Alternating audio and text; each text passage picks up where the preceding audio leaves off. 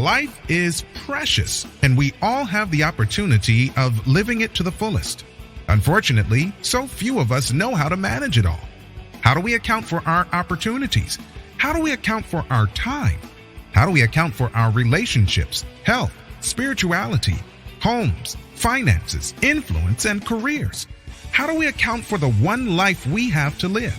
I am so glad you asked. In this program, you will find answers to all of these questions and more. Welcome to the Account for Your Life podcast with your host, the healthy accountant himself, Jay Moore. What's happening, and welcome back to another episode. Today, does diligence equal dominance? Does it? Maybe. Hey, we're going to jump into this in Proverbs chapter 12 today. There's a few verses that I've highlighted that I want to just kind of open up this topic because, look, at the end of the day, who doesn't want to dominate? But let's find out. Do we have to be diligent to dominate? Let's figure it out. Here in Proverbs chapter 12, look, if you're not reading the Proverbs, man, you got to read the Proverbs. The Proverbs are amazing. There are three verses. Actually four, a bonus. It's not really a part of the diligence and dominance conversation. However, I'm going to mention it because of how awesome it is. So, verse number 11, it says, those who work their land will have abundant food. So now it's introducing, hey man, you better work. If you don't work, you're not going to have food. And we're going to talk about why all these things are important. We'll have abundant food. But those who chase fantasies have no sense. I remember when I was introduced to this text, and I was like, this was before I knew the Bible was a tool for business and for success. I just thought the Bible was this book that was religious and that people quoted scriptures in church and they read from the Bible and they gave sermons on the Bible. But there was never really any, I had no understanding that the Bible is here to give me a blueprint to live. And I was like, when I heard the guy use this text and he was going into the text and talking about it on the business level, I was like, what? Where is this? Like, I'm like scribbling down, like trying to find it because I'd never heard it before. And I'm like, wow, those who work their land will have abundant food. Those who chase fantasies will have no sense. What does that say? What is it saying? Man, it's always nice to know what the text said and what it is saying so we can know what to do. So the first principle in the text is work what you got. Work what you have. Don't be trying to work something else. Don't be doing things that, not saying you can't learn how to do something. The first thing we got to do is work what we have. Now, if someone's going to teach us how to work something, then let's get taught. But those who work their land will have abundant food. How much food you want? You want to be able to order from, Uber Eats and whatever the other ones are, Grubhub, and you want to be able to go to the nicest restaurants. But that's not the food. That's not just the food. Now we're talking about you want to have more things. Most people want things. I know when I bought Jenny her new car last week, even though she was not expecting it. But it was one of those things that she wanted. She wanted a new car. She was hoping for a new car. She just didn't. Maybe she didn't know. Well, she wanted something more expensive. But then I was like, yeah, that's not happening. But we're gonna do this because this is more in our range today. But here's the thing, that's only possible because of working, because of diligence. Now, can we dominate with diligence? We'll get to that in a second. So that was Proverbs chapter 12 and verse 11. Now let's look at second text. And it's in verse number 24 of chapter 12. It says, diligent hands will rule, but laziness ends in forced labor. Wow. This one's deep because sometimes, even when you're diligent, you could find yourself in forced labor. You could sometimes. Not all the time, but sometimes you could be. You could be a good worker.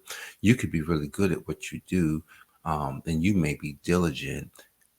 It may come a time where it feels like forced labor. It feels like you're not getting all that you want from the job that you have.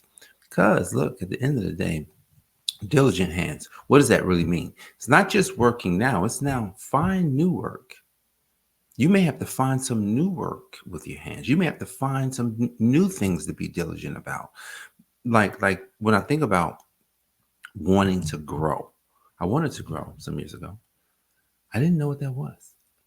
And it was like growing. I need to grow. I want to grow my business. But here's the thing, you can't grow a business without growing yourself. So if I don't grow myself, then my business has to stay at the size that I am, which that's been really interesting. So when I wanted to grow, I'm trying to figure, how does a person grow? I know I worked hard, but at the end of that, I says, well, I got to find something else to work hard at. Last night I was listening to Myron Golden and watching one of his latest YouTube videos. And as I was watching the video, he said something that I paused the YouTube channel and I sat there. I was just like, I'm like, hold on. I'm like, now, it's not new information, but sometimes you got to hear something 10, 20, 30, 100 times before it clicks.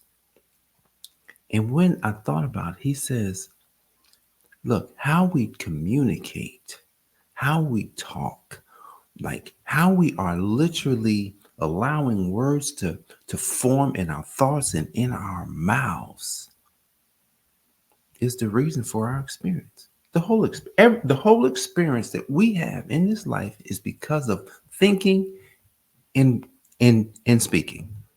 Communication. In Genesis, God said, God said, God said, and it all was so because God said, and then God said, let us make man in our image. So let's think about it. God said all these things and it happened. That means that whatever we say, I don't care what it is, like it's whatever, man, like I'm just going to say this. Whatever we say, it just starts the creation process. And I thought about one of my favorite texts. It's funny, I was thinking about the text when Myron was going through his thing, and then he mentioned my favorite text in Joshua 1:8.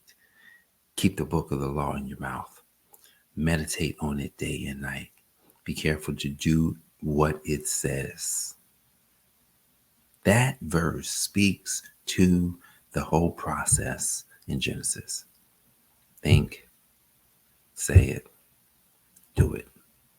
Think it, say it, do it. And you will make your way prosperous and have good success. So, what is this saying? What is verse 24 saying? Diligent hands will rule. So that means we may have to up level our working because our work, the work that we're doing, if I'm looking at my results and I'm saying, well, I don't want those results anymore. I want different results. So that means we have to be even more diligent to do the right work. Because look, at the end of the day, what's coming is forced labor, something that we don't want. And we don't want, no one wants pain. I will do what's best for me. That's when we want pain. I will do what's best for me, even though it feels like pain. That's when pain is good. Like I'm doing 500 push-ups a day. It's painful. But the pain only lasts for a short time. Short, very short. Like I tend to do about 100 push-ups in 5 to 7 minutes. I can do 100 push-ups. I mean, if I'm really just kind of taking my time, 100 push-ups in 10 minutes. It's not long. It's not long before I reach my goal. But here's the thing: if I don't have goals, if I don't have goals in my life, then what do I have? What do I have if I don't have goals? I could potentially be that person that ends in forced labor. We don't want that. Let's look at verse number 27, and then we'll have a bonus. 27 says, the lazy do not roast any game, but the diligent feed on the riches of the hunt. The diligent feed on the riches of the hunt, but the lazy won't get any to eat. Why? See, back then, if we just go back, we can't do that now. There's no way to hunt. Like, you can hunt, but it's not like back then. So because of how society, how we've changed everything when it comes to the whole eating. So hunting was something that you had to do. Now, so if you did not hunt, if you did not get out, look, hunting wasn't easy. It wasn't easy. Think about this. You're trying to catch an animal. And that animal's like, you ain't getting me, buddy. They didn't have guns back then. Yeah, they probably had spears and stuff like that, but they still, you imagine this. You got to know how to shoot it. And they're not going to let you walk right up on it. So you got to know how to shoot the animal with that spear in order to get it. So if you're not diligent in this, you're going to be out there. You're going to come home every night. I didn't catch anything. Dang, you didn't catch nothing? No, I didn't catch anything. So you got to be diligent. You have to be diligent with the tools that we use. Now let's think about work. Let's think about the work that you do. Are you diligent with the tools that you use? Are you diligent with all of the information around the things that you do? Are you constantly learning more about the things that you do?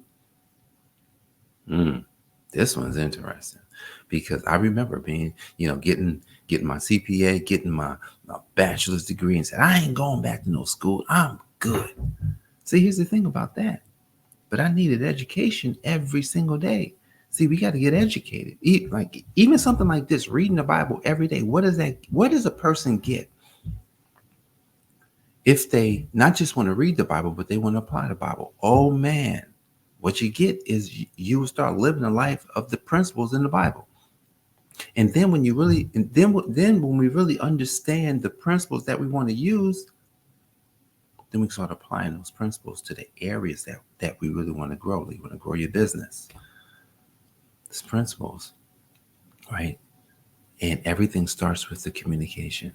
So lazy people, they ain't going to get no game. But the people who are diligent, they're constantly honing their craft. They're constantly making themselves better. They're taking the time. They're taking the time to sharpen their knife. They're not just out there whacking away all day long. They whack some, sharpen up. Whack some, sharpen up. Because they know that, look, at the end of the day, their thing has to be sharp. Because if it's not sharp, it's going to take more energy out of me. So that's verse 24. And then lastly, my bonus here, it's not about the diligence, but it's about really what we get when we do the right things. It's the last verse of the verse 12 of chapter 12, 28. It says, in the way of righteousness, there is life. Along that path is immortality. Well, if you're diligent, more than likely, if you're diligent and you're constantly sharpening your tools, you're constantly realizing, well, you know what? I did this last year. I'm going to do this year. So my thing is 15,000 push-ups every single month. It's funny because I didn't add it up, right?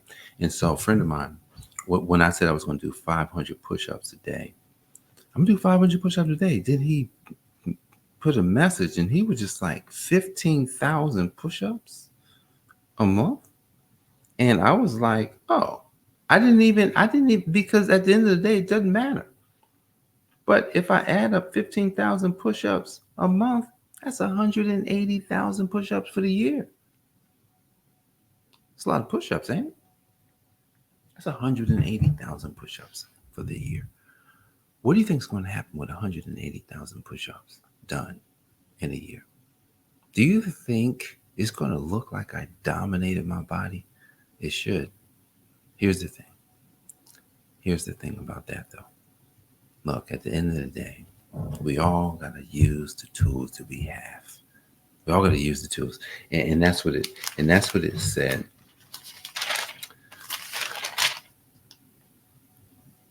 Those who work their land will have abundant food. Use the tools that you have. So you got to work your own land. I'm working my land here. Diligent hands will rule. Keep being diligent. Keep working on your craft. Keep making it better, right? And then it says, the lazy don't roast, but the diligent feed on riches, because we are constantly sharpening our tools. Constantly. And what does that get us? Righteousness. Righteousness. Righteousness. Being in right standing with the King, the one who created us, the one who said, the one who called you by name, and you are that person that he said. So if you're the person, you do the things, you work the work, you become the person on that path. On that path, it leads to immortality. Wow. Let's go. You coming? Let's go. 2024 is the year of amazing growth. I would like to see you grow with us. Guys, I appreciate you for joining me for this episode of the Account for Your Life podcast. Jay Monell, the accountant, helping you to account for your life. God bless. I'll see you on the next one. Peace.